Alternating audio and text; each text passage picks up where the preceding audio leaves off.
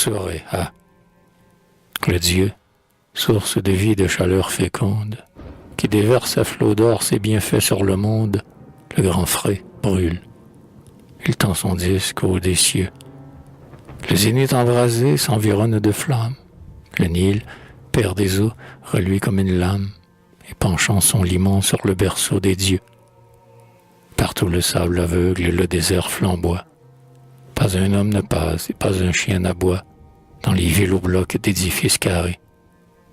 Et puis le vert delta jusqu'à Thèbes s'emporte, dont les temples sous eux cachent des cités mortes. Tout se tait et s'endort sous les rayons sacrés. Comme une nécropole, elle aussi, dans la brume, Memphis là-bas s'étend près du désert qui fume, muette, et l'on dirait un silence éternel. Sur les pylônes peints dressant sa silhouette, l'ibis dans son jabot gonflé plonge la tête, et sur un pied médite, en découpure au ciel. Un plus lourd ennui plane, et tout travail fait trêve. Les palmiers vers le sol, d'où nul vent ne s'élève, penchent leurs longs cheveux dans l'air de diamants. Les aiguilles de marbre en grêle colonnade jaillissent par milliers, et sur les esplanades, on peut voir s'avancer leurs ombres nettement. Aux pourtours des palais, auprès des pyramides, ces monstrueux défis aux nations timides, les grands sphinx accroupis ouvrent leurs yeux sereins. Trapus, le corps perlé d'une sueur divine, s'enveloppant au loin d'une poussière fine, ils songent aux secrets qui font ployer leurs reins. Et scellés à jamais dans leur morne posture, sentinelles du temps, regardent la nature, sous le champ de granit dont s'ombrage leur front. Rien ne doit les sortir de leur longue pensée, impassibles gardiens des croyances passées. Ils sont les dieux rêveurs qu'aucun bruit n'interrompt. Ils contemplent l'Égypte avec leurs yeux énormes. Frères de tous ces dieux aux impossibles formes, ils portent sur leur dos toute l'éternité. Seuls, quelques caïmans se traînent dans la fange, et parfois flottent et glissent au cours droit d'une cange, un champ marin qui meurt par le fleuve emporté.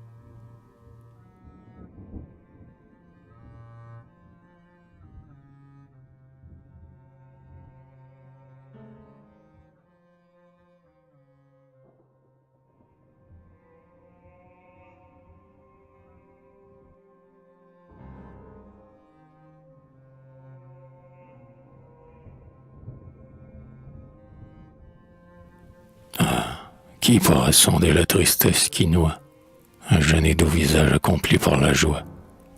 Qui pourra te comprendre, ô mystère des yeux, plus profond que la mer, plus vaste que les cieux?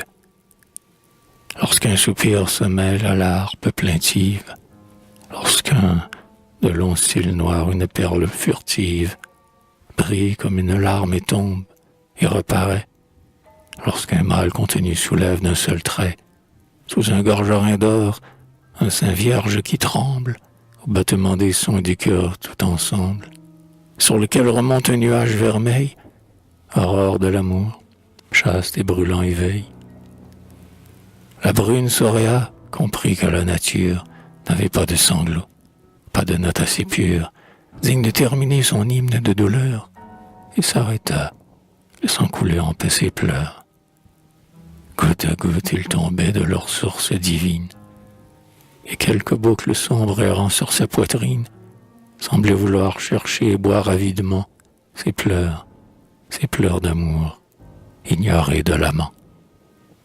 Sur de nombreux coussins où se perd l'arabesque, les yeux distraits tournés vers les murs tout à fresque, Saint Misis, au teint clair, au beau bras délié, s'abandonne, un jarret sous l'autre replié. Son corps est sinueux comme une souple plante, et s'il vient à bouger, sa gorge étincelante écarte des tissus le bout d'un globe dur. Quelle caresse aurait sa prunelle d'azur, mais ce n'est pas l'amour qui pèse sur sa tête. Ce qui fait s'abaisser dans une heure inquiète, comme un long vol d'oiseau au bord d'un lac le soir, ses sourcils, ce n'est pas un secret désespoir. Non, c'est l'ennui stagnant sur Memphis écrasé qui l'accable, et sa peau si fine et moins rosée et son petit pied nu dans l'ombre par instant. Hors du pagne, la main s'éclaire en s'agitant. Quand Surya, sais-tu, ses mains encore errantes, pour un dernier appel sur les cordes vibrantes, de nouveau languissante, elle lui dit « Ma sœur, ne pense pas avoir dissipé ma torpeur. Non, tu l'as alourdi. Ah, Surya, pardonne.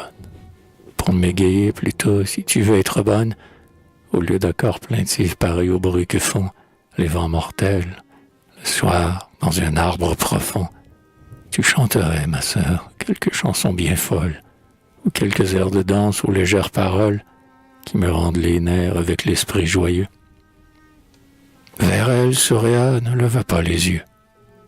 Rien ne semblait pouvoir troubler sa rêverie. L'insoucieuse fille alors, comme attendrie, regarda de nouveau cette sœur qui pleurait. Aurais-je deviné, fit-elle, son secret? C'est l'amour qu'elle enferme et qui lui ronge l'âme. L'amour seul dans les yeux sait mettre autant de flammes. Pour l'embellir ainsi, l'amour seul dans la voix, c'est mêler la douleur et l'ivresse à la fois. Je le saurai bien vite. Ah, les charmantes poses que prit pour se lever l'enfant aux lèvres roses. À côté de sa sœur, elle s'en vint s'asseoir. Surya demeurait pensive sans la voir, sans l'entendre, à son rêve intérieur fidèle. La cadette sourit, se pencha plus près d'elle et murmura tout bas ce seul mot. Tahiri. Comme un chevreau peureux et qui cherche un abri, Surya, tressaillant ce nom tout entière, en trouble, se tourna vers celle qui, derrière, plongeait dans son regard un regard curieux. Rougissante de honte, elle baissa les yeux. Je m'en doutais déjà, dit Samisis. Tu l'aimes? Et c'est assez longtemps vous cacher de vous-même. Tout à l'heure, il viendra, comme il fait chaque jour, et je prétends sur toi d'y tourner son amour. Tu te trompes, ma sœur, dit Surya, confuse, et je ne sais quel Dieu t'a conseillé ta ruse. Tu l'aimes, j'en suis sûr, et s'il vient aujourd'hui, il saura quel bonheur était là, près de lui. C'est toi seul qui l'aime, et que seul il appelle. Et quand donc à ses vœux te montras-tu rebelle? À quoi bon ces discours, ma sœur? Toi-même hier, ne me parlais-tu pas de son port libre et fier? N'as-tu pas, l'autre jour, ôté pour lui ton voile? Depuis qu'il t'aperçut, comme une blanche étoile, par un beau soir, portant l'amphore au puits sacré, n'as-tu pas vu grandir l'amour qu'il t'a juré? D'où vient que sans raison ta bouche le renie? Je m'amusais de lui, voilà tout. L'insomnie n'a pas à mon chevet cloué son souvenir, comme au tien. Tu pâlis quand tu l'entends venir. J'y songe à peine, toi, tu pleures dans l'attente. Je te dis que c'est toi qui l'aimes. Et sous sa tente, c'est pour toi que genou il invoque Réa. Ce n'est pas pour aimer, moi, qu'Amon me créa. Si tu ne l'aimes pas, alors pourquoi ton trouble? Pourquoi cette rougeur si prompte qui redouble? Ses membres affaissés, ce muet embarras, pourquoi pleures-tu donc, si tu ne l'aimes pas?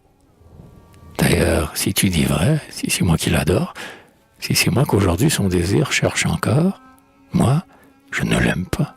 Et peut-être demain, dans l'ombre, sous la sienne aura frémi ta main. Espère, ô Surya, j'ai fait un autre rêve. Écoute, dans la pourpre, hier, près de la grève, au milieu de soldats, et leur chef à ses flancs, à son poing fort les traits de 4 chevaux blancs. Ramsès passait, debout sur son char qui rayonne. Dans un flot de poussière autour qui tourbillonne, son front mâle brillait sous la tiare d'or. Son regard souverain, en un splendide essor, sur la ville en rumeur et sur son peuple immense, s'abaissait plein d'orgueil, et pourtant de clémence. Il rencontra le mien, ô mystère inconnu. Dans l'éclair à mon cœur subitement venu, je blêmis, et cloué à ma place, passive, je crus que s'avançait dans la lumière vive quelque fils de Réa, quelque Dieu tout-puissant. En moi ce souvenir est toujours renaissant. Le cortège passa, je l'admire sans cesse. Depuis lors, Soréa, je connais la tristesse. Ah, le beau sort serait de réunir sur moi la puissance et l'amour de Ramsès, le grand roi, de régner sur celui qui règne sur la terre, de la servir lui-même ainsi qu'un tributaire, d'être reine et de voir les peuples assemblés, se courber sous mon souffle ainsi qu'un champ de blé.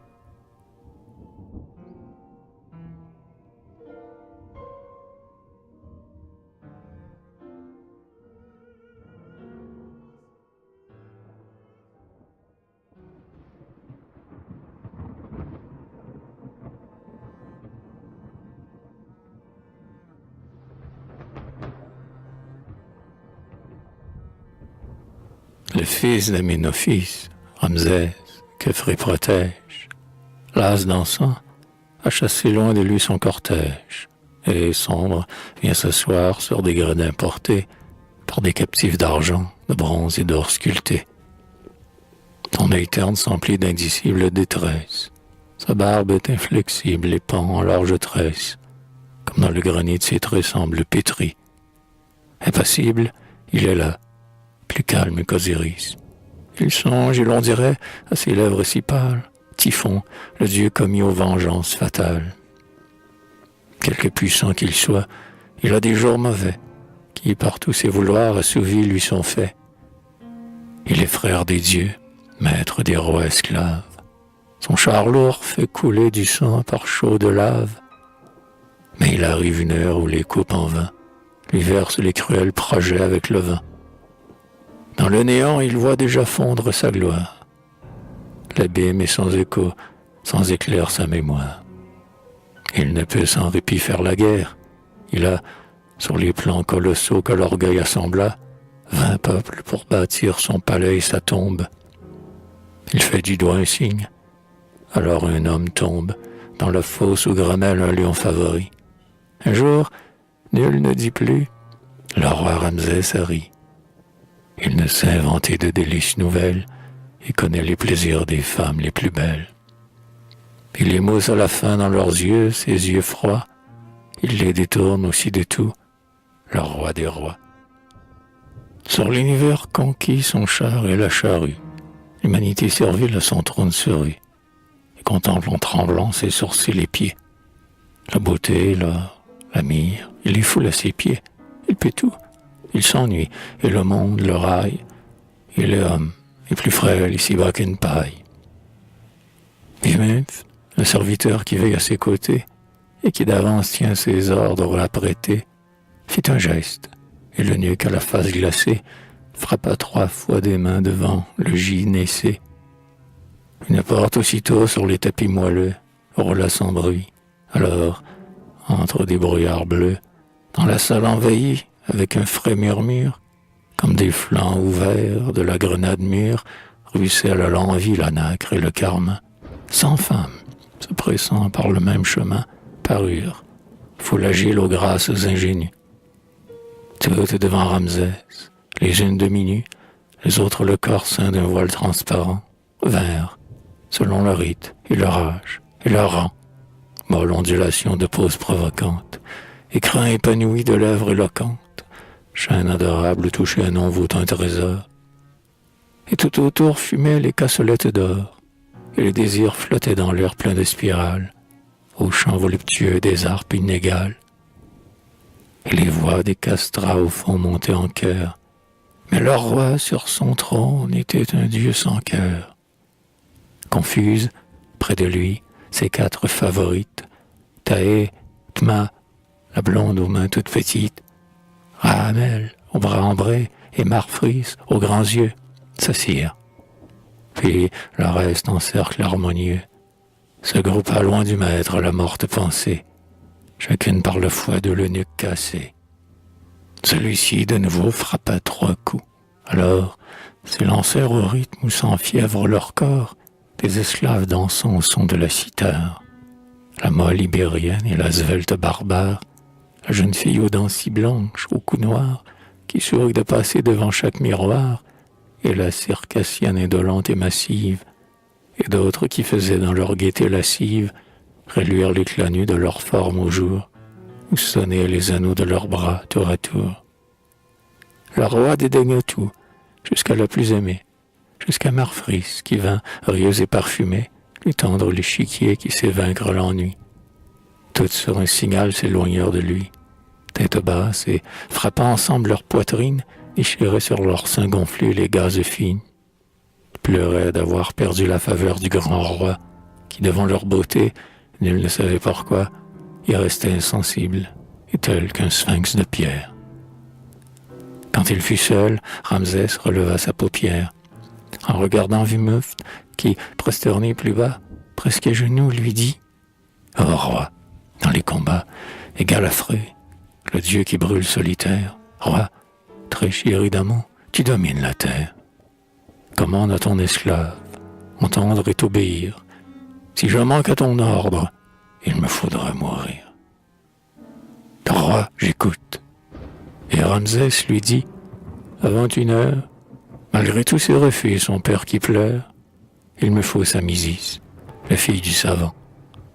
Alors il se leva, puis sortit en rêvant.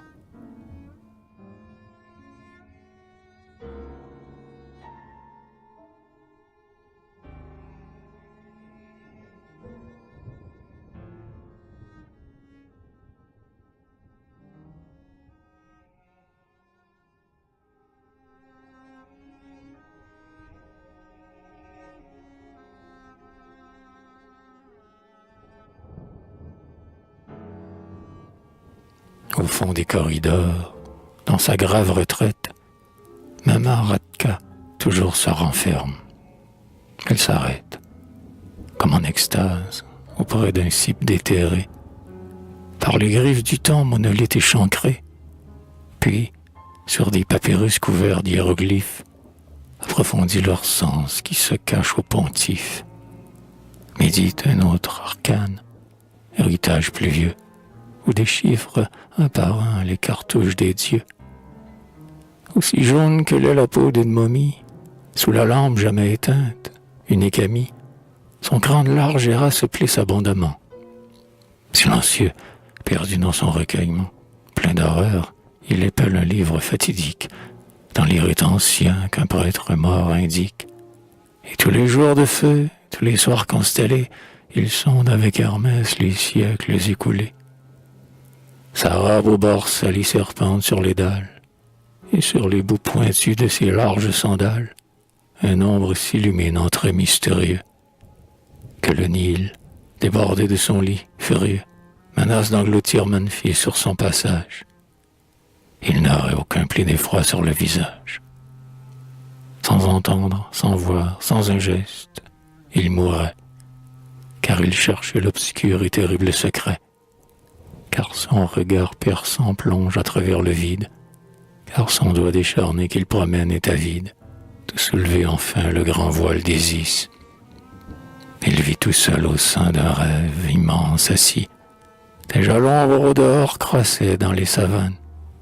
C'était, loin des faubourgs, l'heure où les caravanes vont replier la tente et sur les sables blancs reprendre le chemin du désert à pas lents.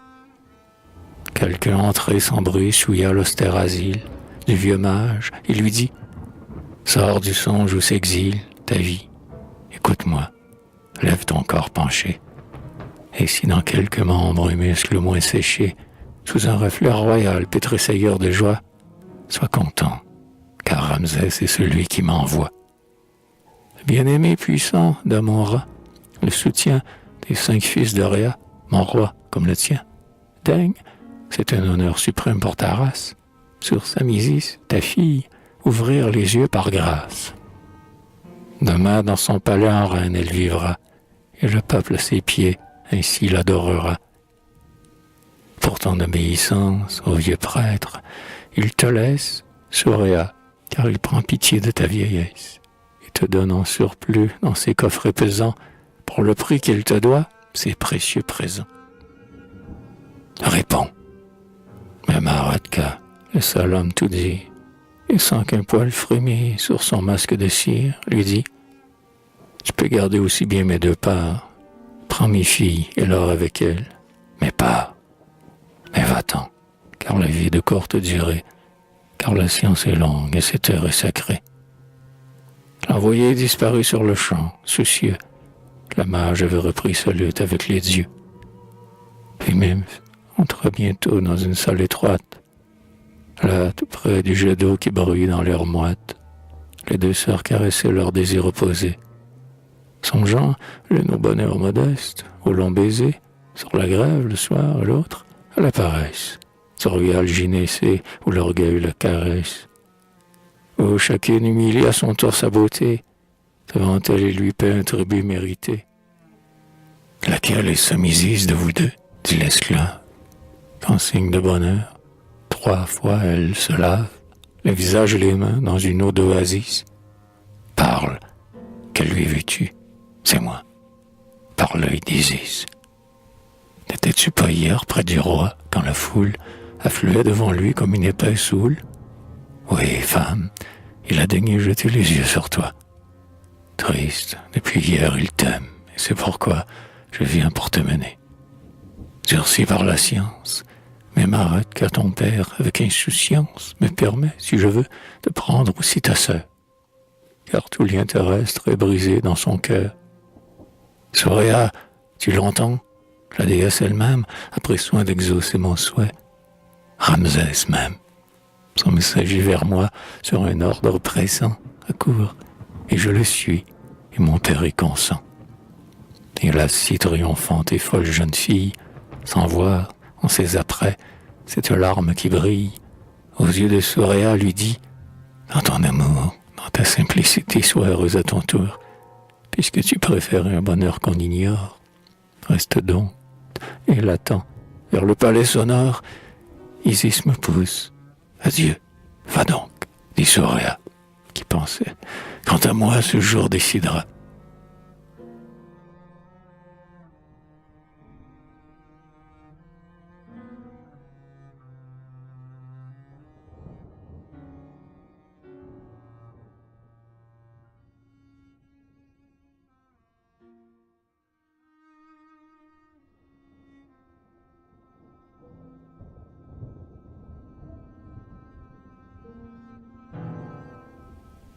L'horizon aux dieux frais rouvrait ses beaux portiques. Cependant par le Nil qui court aux mers antiques, sans peur de l'amphibie au guet sous les roseaux, un homme nage et fend rapidement les eaux. À travers les lotus de la berge il arrive, il touche au bord. À peine a-t-il franchi la rive, que sur ses membres nus, sur son torse bronzé, les rayons du soleil dans un air embrasé, avait bu l'eau du fleuve et guéri la fatigue. Il est tout jeune et beau. La nature prodigue lui donne plus, la force, et l'on voit la fierté ennoblir sa démarche avec la volonté. Il s'est droit devant lui regarder un obstacle. Il n'est pas de ceux-là qui traînent en spectacle la blessure d'un cœur lâchement résigné. Pour chérir un supplice atroce, il n'est pas né. Il marchait au hasard, solitaire et très calme, comme un dieu méprisant qui réserve sa palme. Jusqu'ici pour la femme, il n'avait qu'un dédain. Nul sourire n'usait sa rigueur. Mais soudain, il a vu sa Misis paraître, et dans son âme, il a senti l'éclair et le flot d'un syname épanoui l'emplir de langueur, et l'espoir a fait son pas moins sûr et son regard plus noir. Il déplia la hâte et sur son corps il jette ses vêtements portés hors de l'eau sur sa tête et s'élance, tout plein d'une fièvre d'amour, vers le seuil fortuné qu'il revoit chaque jour. C'est gémir trop longtemps, pense-t-il, dans le doute, tout entière à la fin, j'ai vidé goutte à goutte la coupe des poisons que m'offre cet enfant. C'est assez supplié, l'amour me le défend. Il entre, Soréa, les paupières baissées, seul et triste, suivait le cours de ses pensées. Quand tout près retentit le bruit d'un pas si cher, on eût pu voir pâlir et frissonner sa chair. La nuit venait de près, et des ombres voraces couvraient les hauts plafonds, les murs et les terrasses. Il était arrivé, mais un pressentiment le retint sur le seuil, anxieux. Un moment, sans voix, il contempla cette vierge isolée, et qui pensait à lui sous sa peine accablée. Mais tout à sa misisse l'absente, il ne lut pas le douloureux secret de si proches combats. D'un seul mot, il pouvait en ses yeux faire luire une flamme, en ses pleurs rayonner un sourire. Mais il ne connaissait qu'un nom et qu'un souci. Sa misisse, cria-t-il, n'est-elle plus ici? Vous vous taisez, parlez, dites-moi qu'elle est morte. Plutôt que pour un autre, elle a franchi la porte. Je saurais me venger. Hélas, dit Soréa, dont le si pur visage à sa voix s'empourpra. Ramsès est plus qu'un homme, et loin de tous il siège. Et ses yeux divins le gardent de tout piège. Voilà donc le bonheur qu'elle préfère. Et quoi?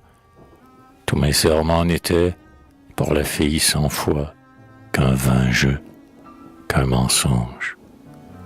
Au long récit des rêves que je faisais pour nous, en ces heures trop brèves, à genoux à ses pieds, les yeux dans ses yeux, peut-être songeait-elle à ce sort glorieux. Oh honte! Elle accepta pour elle un rang infâme. C'est le fouet de l'eunuque insolent et sans âme, qu'elle courut chercher sans horreur, sans regret, pour le crédule amant qui vers elle accourait. Peut-être existe-t-il quelqu'une plus fidèle, dont l'amour deviné vous consolerait d'elle. Et pourpre, elle n'osa lui dire un mot de plus. Le jeune homme, la voix elle est très résolue, Soréa, je ne sais si les autres oublient. J'ignore si les cœurs ici-bas se délient. Mais moi, je ne veux pas oublier. Et je sens une soif de vengeance envahir tous mes sens. La jalousie étreint et brûle tout mon être. Par typhon, Soréa, je le saurai peut-être. Si la mort peut aussi délivrer de l'amour. Et, repassant le seuil, il s'enfuit sans retour, comme un ramier blessé qui dans les airs tournoie, poursuivi par le bec d'un sombre oiseau de proie. Soréa mesurait l'abîme de son sort. Comme il aime, dit-elle, eh bien, mieux vaut la mort. C'est moi qui le frappera, moi qui mourrai contente, si c'est lui qui me tue en ses bras palpitantes. La nuit, dans le vieux Nil, baignait son pied charmant, et sa reine invitait l'homme au recueillement.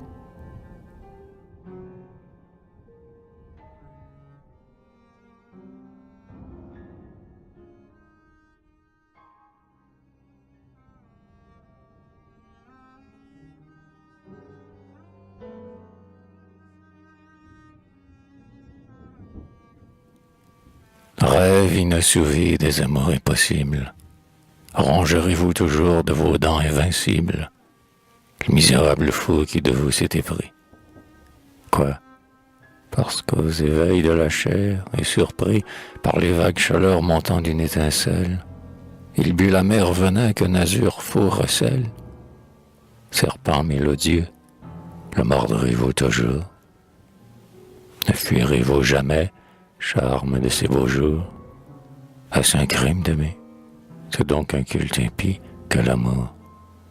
Jusqu'à quand faudra-t-il qu'on expie les parfums qu'on brûla sur l'ineffable autel? Le songe de 20 ans doit-il être immortel? L'homme est né pour souffrir, oublier et se taire. C'est un homme, celui qui dans la route austère marche vite à son but, les deux bras en avant, et ne se tourne pas aux surprises du vent. Qu'importe l'horizon, sans rappel en arrière, le fort ne se résout jamais à la prière. Que peut-il espérer, celui qu'un souvenir étreint plus qu'un remords, et qui ne peut bannir le mirage infécond de sa jeunesse vaine, qui lui-même resserre autour de lui sa chaîne, dans sa prison factice et son propre geôlier, et, n'osant pas mourir, ne veut pas oublier. Depuis 3 jours et 3 mortelles nuits, farouche, comme un fauve affamé qui roule son œil louche. Tahiri frémissant rôde autour du palais, où Samisis se mire au feu des bracelets. Prêt à frapper dans l'ombre, attentif, il épie, depuis ces 3 longs jours, dans son secret tapis, sourira par les dons à gagner la faveur des gardiens et gaiement veille auprès de sa sœur. Mais peut-être bientôt viendra l'heure indécise où doit partir le trait que la vengeance aiguise. Car cette nuit Ramsès veut fêter sa Mésis. Il est au bord du Nil une ronde oasis. Et c'est là qu'il ira. Courage, voici l'heure où l'âme se roidit au fond du corps qui pleure. Regarde si ton arc, jeune homme, est bien tendu. Jeune fille, aguerri ton regard éperdu. Depuis longtemps déjà, sous les dunes de sable, Fré cachait le brasier de son disque implacable. Déjà le fleuve au loin reflétait 1000 feux. Tout un peuple attendait sur la grève, anxieux, d'étaler son opprobre en concert d'allégresse. Le roi venait, et belle et savourant l'ivresse, sous un dais fastueux, par 20 femmes portées, sa Mésis s'avançait heureuse à son côté, projetant ses lueurs d'en haut sur une foule qui lui semble un tapis vivant que son pied foule. Aux hommages rendus pour la première fois, elle croyait, parmi les parfums et les voix, sentir comme un lotus divin dans sa prunelle. Oh, ce soir, le passé, qu'il était mort en elle, au milieu des flambeaux et des astres, au bruit du cortège pompeux qui la guide et la suit, qu'ils étaient loin, ces jours de paix et d'innocence, sous le toit paternel qu'un jeune amour encense.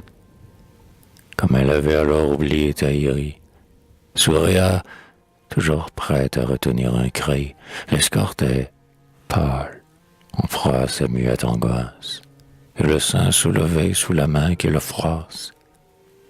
Mais avec plus de hâte aussi, sur le parcours, elle paraît chercher quelqu'un aux alentours. Enfin, sorti de l'ombre, un homme noir se dresse, derrière elle. Ma tâche est faite, avec adresse, je puis suivre celui que tu m'as indiqué.